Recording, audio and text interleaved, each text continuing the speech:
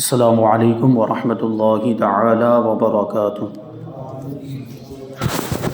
نحمده ونصلي ونسلم على رسوله الكريم اما بعد فاعوذ باللہ من الشیطان الرجیم بسم اللہ الرحمن الرحیم ان اللہ وملائکته یصلون علی النبی یا ایہا الذین آمنوا صلوا علیہ وسلموا تسلیما اللہم صلی علی سیدنا ومولانا محمد معدن الجود والکرم وآلہ الکرام وابنہ الکریم وبارک وسلم صلاۃ وسلاما علیک یا رسول اللہ صلی اللہ تعالی علیہ وسلم۔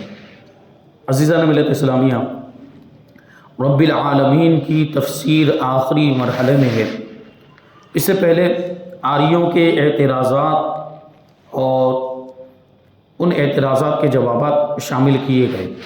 اب یہاں سے دیوبندیوں کا ایک اعتراض، دیوبندی وہابی جس کو ہم لوگ جماعتی بولتے ہیں، ان کی طرف سے ایک اعتراض رب العالمین پر۔ رب العالمین کا مطلب کیا؟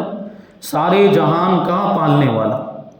تو کہتے ہیں کہ جب اللہ تبارک و تعالیٰ رب العالمین ہے تو چاہیے کہ ساری حاجتیں اسی سے مانگی جائے۔ وہ جب سارے جہان کو پالنے والا ہے، پوری دنیا کو، ساری مخلوقات کو، پوری کائنات کو پالنے والا ہے، تو ساری حاجتیں اسی سے مانگنی چاہیے، ساری مرادیں اسی سے مانگنی چاہیے۔ جو لوگ خدا کو چھوڑ کر نبیوں ولیوں سے حاجتیں مانگتے ہیں وہ خدا کو رب العالمین نہیں مانتے۔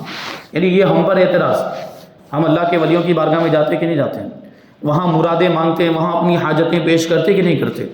اسی طرح انبیاء کرام سے بھی ہم مدد مانگتے ہیں، اور اللہ کے محبوب بندوں سے، مقرب بندوں سے ہم مدد مانگتے ہیں۔ تو ان کا سوال اور ان کا اعتراض یہی ہے کہ جب اللہ رب العالمین ہے، وہ سارے جہان کو پالنے والا ہے، مطلب سارے جہان والوں کی حاجتیں پوری کرنے والا وہی ہے، تو اسی سے مانگنا چاہیے۔ ولیوں کی بارگاہ میں کیوں جاتے ہیں؟ نبیوں سے کیوں مانگتے ہیں؟ تو یہ بہت ہی اہم اعتراض ہے۔ تو اس کا جواب شامل کرتے ہیں، فرماتے ہیں کہ اللہ کے خاص بندوں سے کوئی چیز مانگنا حقیقت میں اسی اللہ سے مانگنا ہے۔ یہ پہلے بھی بات آ چکی ہے، کیونکہ یہ اللہ کے ولی یا انبیاء کرام یا محبوب بندے جو بھی مدد کرتے ہیں تو ان کو مدد کرنے کی طاقت کس نے دی؟ اللہ تعالیٰ نے دی۔ تو یہ اس کی دی ہوئی طاقت سے مدد کرتے ہیں، ان کے پاس اپنی خود کی کوئی طاقت نہیں۔ اللہ نے ان کو مدد کرنے کی طاقت عطا فرمائی ہے، تو اللہ کی دی ہوئی طاقت سے ہی مدد کرتے ہیں۔ تو اب یہ حقیقت میں مدد کس کی ہو گئی؟ یہ اللہ تعالیٰ کی ہو گئی، کیونکہ طاقت ان کو مدد کرنے کی اسی نے دی ہے، تو یہ مدد کر رہے ہیں گویا کہ اللہ ہی کی مدد ہے۔ حقیقی مددگار اللہ تبارک و تعالیٰ ہے، حقیقت میں مدد کرنے والی ذات اللہ تعالیٰ کی ہے۔ ان کو اللہ تبارک و تعالیٰ مدد کرنے کا اختیار دیتا ہے۔ اب ظاہر سی بات ہے، اللہ تبارک و تعالیٰ نے ان کو اختیار دیا، یہ مدد کر رہے ہیں اور ہم ان سے مدد طلب کر رہے ہیں، تو اس میں ان وہابیوں کا کیا جاتا ہے؟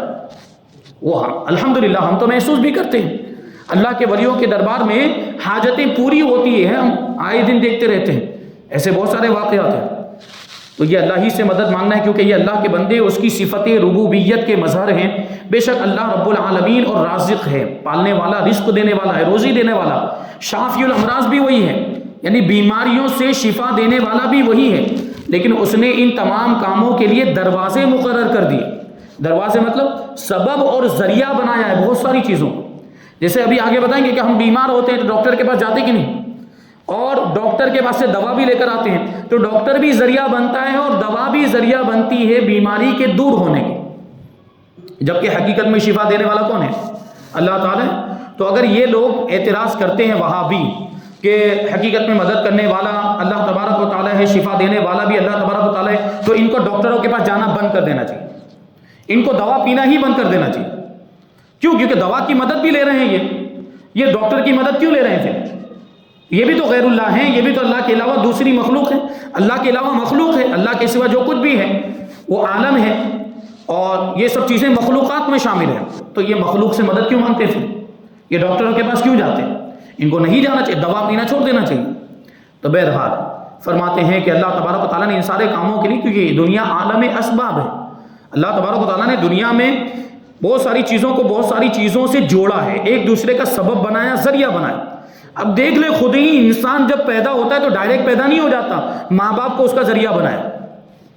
ماں باپ یعنی ایک عورت اور ایک مرد میں پہلے نکاح ہوتا ہے، پھر جسمانی تعلق ہوتا ہے، پھر حمل ٹھہرتا ہے، پھر اس کے بہت سارے مراحل، تب جا کے بچہ پیدا ہوتا ہے۔ اللہ تبارک و تعالیٰ تو قادر مطلق ہے، وہ چاہے تو ڈائریکٹ پیدا ہو جائے، اللہ تبارک و تعالیٰ چاہے تو ڈائریکٹ بچہ آ جائے، کہیں سے آسمان سے آ جائے یا کہیں زمین میں سے آ جائے، لیکن اللہ تبارک و تعالیٰ نے یہ سب ذریعے بنائے، یہ اسباب، کیونکہ یہ دنیا عالم اسباب ہے، تو یہ بھی تو اللہ کے ولی اور انبیاء اکرام اور محبوب بندے، یہ بھی وسیلہ اور ذریعہ ہیں، اور یہ سبب ہیں اللہ کی مدد پہنچنے کا، کہ مدد تو اللہ ہی کی طرف سے آ رہی ہے، لیکن ہم کو ان کے ذریعے سے مل رہی ہے، اللہ کے ولیوں کے ذریعے۔ جیسے ہمارا اہل سنت و جماعت کا عقیدہ، پیارا عقیدہ ہے کہ اللہ کے ولی جو، کیونکہ اللہ کے محبوب بندے ہوتے ہیں، پوری زندگی انہوں نے اللہ کی اطاعت و فرما برداری میں گزاری، تو اللہ پھر ان کو وہ مقام عطا فرماتا ہے، ان کو وہ درجہ عطا فرماتا ہے کہ پھر وہ لوگوں کی مدد کرتے ہیں، یعنی ان کو لوگوں کی مدد کرنے کا اختیار ملتا ہے، یہ شان ہے اللہ کے ولیوں کی۔ تو اللہ تعالیٰ نے یہ سارے کاموں کے لیے دروازے مقرر کر دیے ہیں، ان دروازوں پر جا کر مانگنا یہ حقیقت میں رب ہی سے مانگنا ہے۔ شفا لینے کے لیے حکیم یعنی ڈاکٹر کے یہاں جاتے ہیں، اور انصاف لینے کے لیے حاکم کے پاس جاتے ہیں۔ جیسے ابھی اس زمانے میں اگر کسی کو انصاف چاہیے تو وہ کورٹ کچہری میں جاتا ہے، جاتے کہ نہیں، وہ وہاں پہنچتے ہیں۔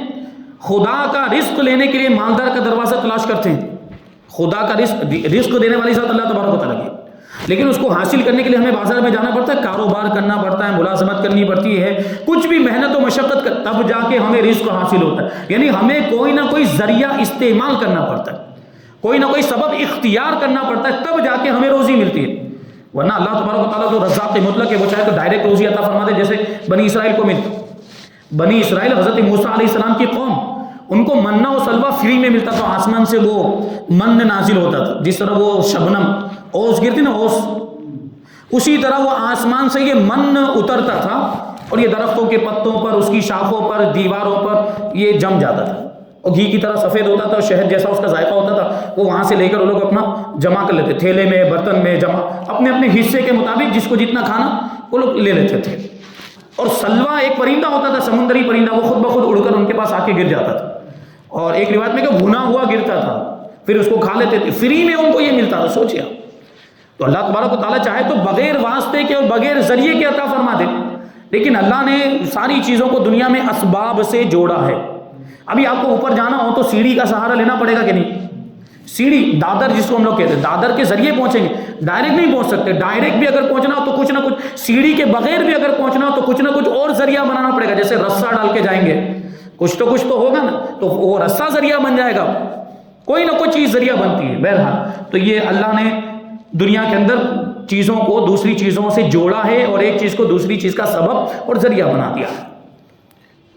یوں سمجھو کہ پاور ہاؤس میں بجلی بنتی ہے، پاور ہاؤس جو جہاں بجلی گھر جہاں پر ہوتا ہے، الیکٹرک ہاؤس، وہاں بجلی بنتی ہے، وہاں سے بجلی پہنچتی ہے کہاں پہ اس کو بتاتے ہیں، لیکن اس کی روشنی وہاں ملتی ہے جہاں اس کے قمقمے لگے ہوں۔ پاور ہاؤس کہاں پر ہے، وہاں سے روشنی آ رہی ہے، ٹیوب لائٹ جل رہی ہے کہ نہیں، یہ اس کا اثر یہاں دکھ رہا ہے، اس کی روشنی یہاں اس ٹیوب لائٹ کے ذریعے سے ہمیں حاصل ہو رہی ہے۔ تو جو شخص قمقموں سے روشنی حاصل کرے، جیسے ٹیوب لائٹ سے روشنی حاصل کرے، وہ پاور ہاؤس کا مخالف نہیں ہے، پاور ہاؤس کا انکار نہیں کر سکتا، یعنی اس کو یہ ماننا پڑے گا کہ یہاں جو بھی روشنی آ رہی ہے اس میں پاور ہاؤس کا دخل ہے، پاور ہاؤس ہی تو وہاں سے تو بجلی آئی، الیکٹرک ہاؤس ہی سے بجلی آئی، تب تو یہ جلا ہے، تب تو یہ روشن ہوا۔ تو جو یہاں سے روشنی حاصل کر رہا ہے وہ پاور ہاؤس کا انکار نہیں کرتا۔ تو اسی طریقے سے ہم سمجھیں کہ ہم انبیاء کرام سے اور اللہ کے ولیوں سے مدد مانگتے ہیں، لیکن ہم اللہ کی مدد کے منکر نہیں ہیں، ہم تو یہی کہہ رہے ہیں کہ ان کے پاس جو مدد آئی وہ اللہ کی طرف ہی سے آئی، بلا تشبیہ کہ یہاں جو روشنی آ رہی ہے وہ پاور ہاؤس ہی سے آ رہی ہے، تو ہم پاور ہاؤس کے منکر نہیں ہیں۔ تو اللہ تبارک و تعالیٰ حقیقی مددگار ہے، وہ اپنے نیک بندوں کو مدد کرنے کا اختیار دیتا ہے اور ان کو طاقت دیتا ہے، تو یہ مدد کرتے ہیں۔ یہاں رب العالمین کی تفسیر مکمل ہوئی، اب ہے الرحمن الرحیم، بہت بخشنے والا مہربان، رحم فرمانے والا مہربان۔ اب اس کا تعلق رب العالمین سے، کیونکہ اس سے پہلے رب العالمین آیا ہے تو اس سے چند طریقے پر ہے۔ پہلے یہ کہ اس جملے میں ارشاد تھا، رب العالمین میں یہ ارشاد تھا کہ وہ جہانوں کا پالنے والا ہے، سارے جہانوں کا پالنے والا وہی ہے، تو اس میں احتمال تھا، اس میں یہ شبہ تھا کہ شاید وہ اس پالنے پر مجبور ہو، شاید پالنے، کیونکہ دنیا میں ہم دیکھیں تو بہت سے لوگ ایسے ہوتے ہیں جو دوسرے لوگوں کو پالتے ہیں، کبھی تو خوشی سے پالتے ہیں، کبھی مجبور ہو کر پالتے ہیں. تو اس میں ایسا شبہ ہو سکتا تھا کہ وہ رب العالمین ہے، وہ سارے جہانوں کا پالنے والا ہے، تو اس وجہ سے اس کو پالنا پڑتا ہے، یعنی وہ پالنے پر مجبور ہے. تو جیسے کہ بادشاہ اپنے ملازمین کو، اپنے سپاہیوں کو پالتا ہے، مگر وہ اس پالنے پر مجبور ہے، یعنی بادشاہ وہ سپاہیوں کو پالنے پر مجبور ہے، کیونکہ اگر وہ سپاہیوں کو اور ملازمین کو نہیں پالے گا تو اس کی بادشاہت خطرے میں آ جائے گی.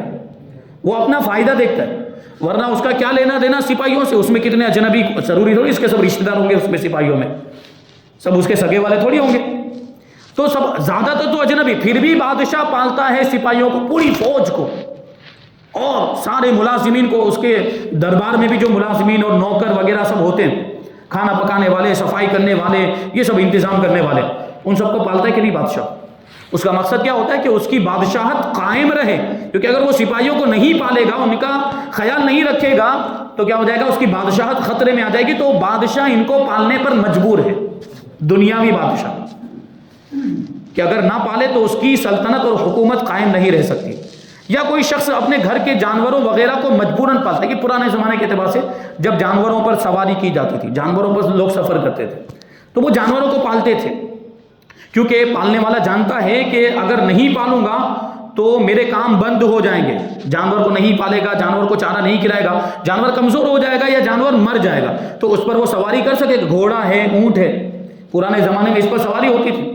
تو اگر وہ گھوڑے کو چارہ نہیں کھلائے گا، نہیں پالے گا، تو وہ سواری نہیں کر سکے گا، اور اس کی وجہ سے اس کے بہت سارے کام رک جائیں گے. تو یہ مجبوری میں پال رہا ہے. تو اس جگہ فرمایا گیا کہ وہ عالمین کو پالنے پر مجبور نہیں ہے، یعنی یہاں بات آ رہی ہے کہ وہ رب العالمین ہے تو شاید اس کو پھر مجبوری میں پالنا پڑتا ہے، کیونکہ وہ پالنے والا ہے، وہ اس کا یہ مرتبہ ہے کہ وہ رب العالمین سارے جہانوں کا پالنے والا ہے. تو ہو سکتا ہے کسی کے ذہن میں یہ بات آ جائے کہ وہ یہ پالنے پر، سارے جہان والوں کو پالنے پر مجبور ہے. تو ایسا نہیں. اس لیے یہاں فرمایا جا رہا ہے کہ وہ رحمان بھی ہے، رحیم بھی ہے. مطلب کیا ہے کہ وہ سارے جہان کو پالتا ہے، مجبور ہو کر نہیں پالتا، اپنی رحمت سے پالتا ہے. یہ پال رہا ہے تو یہ اس کی رحمت ہے، یہ اس کی مہربانی ہے، اس کی طرف اشارہ ہے الرحمن الرحیم کے ذریعے سے. جو مہربان ہے، رحم فرمانے والا، یعنی وہ جو پال رہا ہے تو یہ اپنی رحمت سے پال رہا ہے، یہ اس کی مہربانی ہے، وہ اس پر مجبور نہیں ہے. دوسرا تعلق اس طرح سے ہے کہ پالنا کبھی رحمت کے ساتھ ہوتا ہے، کبھی قہر کے ساتھ ہوتا ہے. قہر کا مطلب کیا ہے؟ قہر کا مطلب یہ کہ آدمی اس پر اپنا دبدبا جمانے کے لیے پالتا ہے، کبھی یہ بھی ہوتا ہے. قہر کے ساتھ پالنا، جیسے کہ جیل خانے میں قیدیوں کو بھی حکومت پالتی ہے. جیل میں قیدی رہتے ہیں، ان کو بھی تو کھانا کھلایا جاتا ہے، ان کو بھی، اگرچہ وہ انتہائی گھٹیا قسم کا کھانا ہو لیکن کھلایا تو جاتا ہے. وہ جیل والے اس کو پالتے ہیں. یہ جیل والے کا مطلب حکومت پال رہی ہے ان کو، گورنمنٹ پال رہی ہے. لیکن اب وہاں پہ سوال یہ کہ گورنمنٹ جو ان کو پال رہی ہے تو وہ مہربانی کے جذبے کے تحت نہیں پال رہی ہے، ان پر رحم کرتے ہوئے نہیں پال رہی ہے، وہ قہر کے ساتھ پال رہی ہے. یعنی ان کے لیے یہ حکومت کی طرف سے یہ نہیں کہا جا سکتا کہ یہ مہربانی ہوئی، نہیں، بلکہ یہ قہر کے ساتھ پالنا ہوا. لیکن یہاں فرمایا گیا کہ پالتا تو ہے اللہ تبارک و تعالیٰ، مگر رحم کے ساتھ پالتا ہے، قہر کے ساتھ نہیں پالتا، رحم کے ساتھ پالتا ہے، یہ اس کی مہربانی ہے.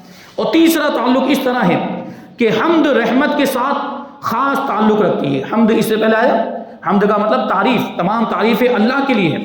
تو تعریف کا رحمت کے ساتھ ایک خاص تعلق. ابھی ہم دنیا کے اعتبار سے دیکھ لیں، دنیا کے اعتبار سے ہم کسی کی تعریف کریں تو سامنے والا خوش ہوتا ہے کہ نہیں ہوتا؟ اکثر و بیشتر تو یہی ہوتا ہے، وہ سامنے والا خوش ہوتا ہے. اور دنیا کے بادشاہوں کی مثال دیکھ لیں آپ، کہ دنیا کے بادشاہوں میں، ابھی تو بادشاہوں کا زمانہ نہیں ہے، پرانے زمانے میں بادشاہ کے دربار میں کوئی پہنچا اور کوئی شاعر ہے مثال کے طور پر، اور اس نے بادشاہ کی خوب تعریف کر دی، شاعری لکھی، بادشاہ کی تعریف میں اس نے اشعار لکھے، اور وہ اشعار پڑھ کے بادشاہ کے دربار میں اس نے سنائے. تو کیا ہوا؟ بادشاہ خوش ہو جاتا ہے. اور جب بادشاہ خوش ہوتا ہے تو کیا کرتا ہے؟ انعام سے نوازتا ہے، انعام دیتا ہے. کبھی کبھی تو گلے میں موتیوں کے ہاتھ وہ اتار کے دے دیتا ہے بادشاہ. یہ ہوتا ہے، ہم نے بہت سارے ایسے واقعات سنے. یا جو ہے کہ وہ اس کے وزیر کو حکم دے گا یا کسی درباری کو حکم دے گا، یہ شاعر، اس نے بہت اچھی شاعری ہماری تعریف میں پڑھی ہے، اس کو اتنا اتنا مال دے دیا جائے، اس کو اتنے اتنے درہم دے دیے جائیں، اتنے دینار، اتنی اشرفیاں دے دی جائے. یہ ہوتا ہے کہ دنیا کا بادشاہ، جب دنیا کے بادشاہ کی تعریف کی جائے تو وہ خوش ہوتا ہے، اور خوش ہو کر انعام دیتا ہے، تو وہ تو احکم الحاکمین ہے، وہ تو سارے بادشاہوں کا بادشاہ ہے، جب اس کی تعریف کی جائے تو وہ اپنی رحمت کیوں نازل نہیں فرمائے گا؟ وہ تعریف کرنے والوں کو انعام سے کیوں نہیں نوازے گا؟ تو یہی بات ہے کہ جب ہم اس کی تعریف کرتے ہیں تو اللہ تبارک و تعالی ہم پر رحمت کی بارش نازل فرماتا ہے۔ تو خاص تعلق ہے، کہتے ہیں کہ جو خدا کی حمد کرتا ہے، جو خدا کی تعریف کرتا ہے، وہ رحمت ضرور پاتا ہے۔ حضرت آدم علیہ السلام کو پیدا ہوتے ہی چھینک آئی تو انہوں نے کہا الحمدللہ۔ چھینک آئی تو انہوں نے کیا کہا؟ الحمدللہ، یعنی تمام تعریفیں اللہ کے لیے۔ تو فوراً فرشتوں نے جواب میں کہا یرحمک اللہ، یعنی اللہ آپ پر رحم فرمائے۔ دیکھیے انہوں نے تعریف کی ادھر، ابھی حضرت آدم علیہ السلام نے تعریف کی ہی ہے، فوراً جواب میں ان کو رحمت کی دعا مل رہی ہے، وہ بھی کس کی طرف سے؟ نورانی مخلوق فرشتوں کی طرف سے۔ فرشتے ان کے لیے رحمت کی دعا کر رہے ہیں یرحمک اللہ۔ تو اسی وجہ سے یہ سنت اور یہ طریقہ آج بھی جاری ہے۔ آج بھی یہ طریقہ ہے کہ اگر کوئی چھینکنے والا الحمدللہ کہے تو سننے والے پر لازم ہے کہ وہ اس کے جواب میں یرحمک اللہ کہے۔ کیا لفظ ہے؟ یہ جملہ یاد کر لیں آپ، یرحمک اللہ، یعنی اللہ تجھ پر رحم فرمائے، یہ بولنا ضروری ہے سننے والے پر۔ اور پھر چھینکنے والا اس کے جواب میں کہے گا یغفر اللہ لنا ولکم، اس کے جواب میں۔ تو یہ طریقہ ہے۔ اب یہاں پر اس کی تفسیر شامل کرتے ہیں، رحمان اور رحیم میں فرق کیا ہے؟ وہ تو اس سے پہلے بسم اللہ کی تفسیر میں پورے طور پر بیان ہو چکا۔ یہاں اتنا اور بتاتے ہیں کہ رحمان کے معنی یہ بھی کیے گئے ہیں کہ اس قسم کی رحمتیں فرمانے والا جو بندوں سے حاصل نہ ہو سکے، اس قسم کی رحمتیں۔ رحمان کا معنی یہ اللہ تعالیٰ کے ساتھ خاص ہے، رحمان جو لفظ ہے یہ اللہ تعالیٰ کے ساتھ خاص ہے۔ اسی لیے علماء فرماتے ہیں کہ اگر کسی کا نام عبد الرحمن ہو تو اس کو خالی رحمان نہیں کہہ سکتے، کیونکہ یہ نام اللہ کی ذات کے ساتھ خاص ہے، یہ کسی انسان کے لیے نہیں بولا جا سکتا۔ تو عبد الرحمن کا مطلب ہوتا ہے رحمان کا بندہ، تو آپ کو عبد الرحمن ہی کہنا پڑے گا، آپ خالی رحمان نہیں کہہ سکتے، جائز نہیں ہے، یہ جائز نہیں ہے، کیونکہ رحمان تو صرف وہی ہے۔ تو رحمان کا مطلب ہوتا ہے کہ ایسی رحمتیں فرمانے والا کہ جس طرح کی رحمتیں وہ بندوں سے حاصل نہیں ہو سکتی، بندے نہیں دے سکتے، ایسی رحمت یا ایسی نعمتیں بندوں سے حاصل ہو ہی نہیں سکتی۔ اور رحیم کے معنی یہ ہے کہ اس طرح کی رحمتیں فرمانے والا جس طرح کی رحمتیں کبھی کبھی کچھ بندوں سے بھی حاصل ہو جاتی ہیں، جیسے ابھی سمجھائیں گے۔ اسی طرح رحمان بلا واسطہ بندوں پر رحم فرمانے والا، بلا واسطہ یعنی اللہ تبارک تعالیٰ ڈائریکٹ عطا فرماتا ہے، اور رحیم بندوں کے واسطے سے رحم فرمانے والا، یہ دو معنی ہو گئے۔ مثال کے طور پر یوں سمجھیں کہ اکثر جاندار چیزیں اپنے ماں باپ کے ذریعے سے پرورش پاتی ہیں۔ اکثر جاندار چیزوں، انسان کا بھی یہی معاملہ کہ انسان جب پیدا ہوتا ہے تو اس کو کون پالتا ہے؟ ماں باپ پالتے ہیں۔ جانوروں میں بھی یہ چیز ہے، جانوروں میں بھی یہ سلسلہ ہے۔ بکری کا بچہ ہے تو اس کی ماں اس کو پالے گی، بکرا۔ پرندوں کے اندر بھی آپ دیکھیں، پرندے کے اندر وہ گھونسلے کے اندر انڈے رکھتے ہیں، پھر انڈے میں سے بچہ نکلتا ہے، پھر اس کو کھانا لا کر وہ کھلاتے ہیں اس کے ماں باپ۔ تو یہ نظام قدرت ہے کہ ماں باپ کی ذمہ داری ہوتی ہے بچے کی پرورش کرنا۔ یہ سارے جانداروں میں یہ سلسلہ ہے، لیکن ایک پرندہ اس کا عجیب معاملہ ہے۔ ایک پرندے کی آپ کو کیفیت بتاؤں، تعجب ہوگا، آپ نے اس سے پہلے شاید یہ بات نہ سنی ہو۔ کہتے ہیں کہ کوے کا بچہ، کوا مطلب کاغڑا، کوے کا بچہ جب انڈے سے نکلتا ہے تو اس کی ماں اس سے بالکل بے تعلق ہو جاتی، دور ہو جاتی، اس پر کوئی توجہ نہیں دیتی۔ سوچیں آپ، دوسرے جانداروں میں کیا ہوتا ہے کہ ماں سب سے زیادہ توجہ دیتی ہے، ماں پالتی ہے، لیکن کوے کا بچہ جب پیدا ہوتا ہے تو ماں اس کے اوپر کوئی دھیان نہیں دیتی، ماں اس کو نہیں پالتی۔ کیوں؟ کیونکہ وہ گوشت کا ایک لوتھڑا ہوتا ہے، وہ اس کے اعضا بنے ہوئے نہیں ہوتے، وہ گوشت کے ٹکڑے کی طرح ہوتا ہے، گوشت کے لوتھڑے کی طرح ہوتا ہے وہ۔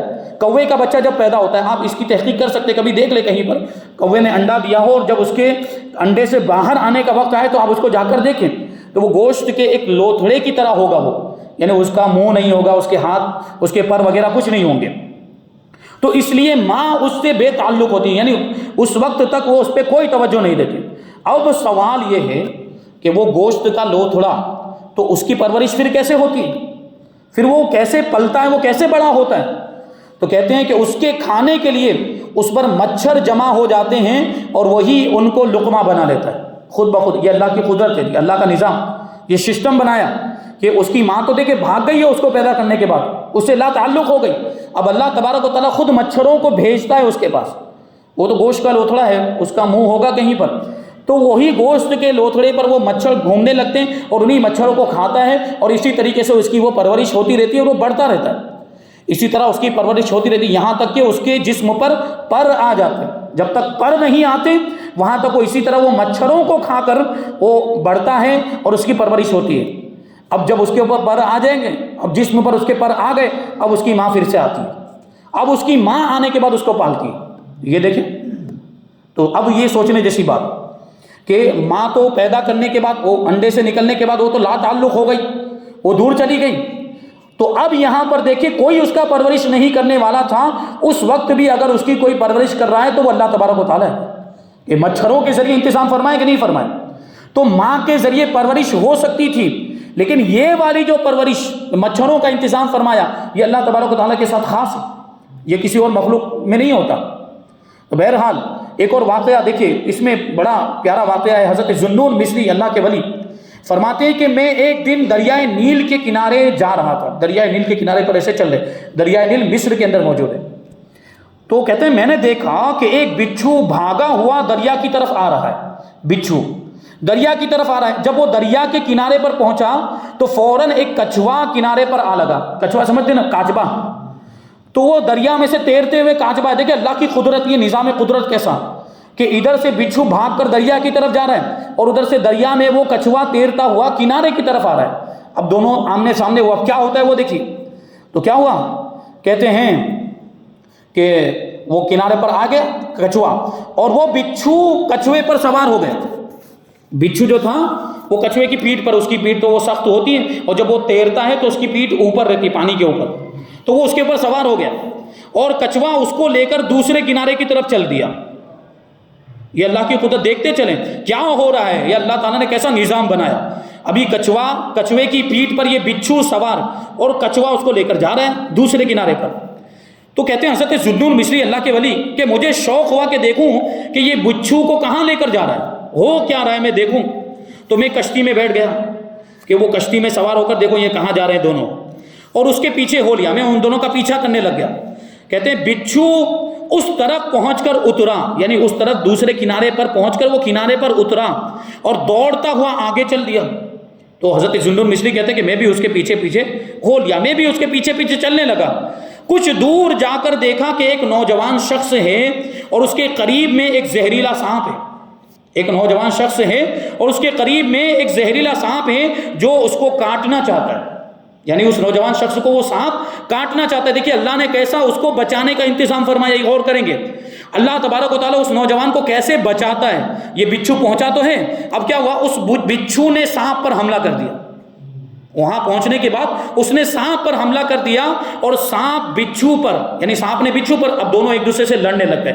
اب یہ دونوں، اب ظاہر سے دونوں زہریلے جانور، سانپ بھی زہریلا ہے اور بچھو میں بھی زہر ہوتا ہے، دونوں نے ایک دوسرے پر حملہ کیا اور دونوں ایک دوسرے کے زہر ہی سے مر گئے۔ بچھو سانپ کے زہر سے مر گیا اور سانپ بچھو کے زہر سے مر گیا اور وہ نوجوان بچ گئے۔ اللہ تبارک و تعالیٰ نے اس طریقے سے دیکھیے اس کی حفاظت کا انتظام فرمایا، یہ نظام قدرت ہے۔ اور بھی اس طرح کی بہت ساری باتیں ہیں، تو انشاءاللہ ہم ان ساری باتوں کو آئندہ درس میں شامل کریں گے۔ اللہ تبارک و تعالیٰ کی بارگاہ میں دعا ہے کہ جو کچھ بھی بیان ہوا اس پر ہم سب کو عمل کرنے کی توفیق عطا فرمائے اور نور قرآن سے ہم سب کے دلوں کو روشن اور منور فرمائے۔ وما علینا الا البلاغ۔ السلام علیکم۔